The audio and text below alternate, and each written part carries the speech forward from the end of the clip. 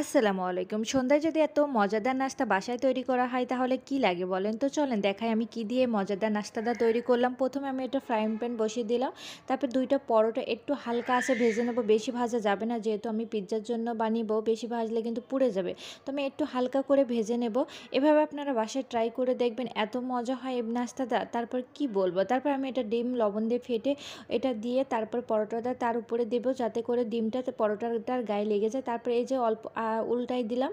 তারপরে এবার আমি বাদবাকিগুলো দিয়ে দেবো উপকরণ যে দিলাম। ১ম এ দিলাম সস, তারপরে দিয়ে দেব মিয়োনিজ, দিয়ে আমি সারা রুটিতে মাখিয়ে দেব। তারপরে দেব চিকেন ফ্রাই। চিকেন ফ্রাইটা আমি কীভাবে করেছি এই ভিডিওতে দেওয়া আছে, তো পুরোটা দেখতে থাকবেন। তারপরে দেব চিজ। চিজ না দিলে কি পিৎজা খেতে ভালো লাগে বলেন তো? পিৎজার মজা কিন্তু চিজে। তো চিজ দিয়ে আমি তারপরে আরেকটা পরোটা দিয়ে এভাবে ঢেকে একটু উল্টাইয়ে আমি ঢেকে দেবো। একদম লো হিটে রাখতে হবে এটা, কারণ চিজটা গলবে আস্তে করে।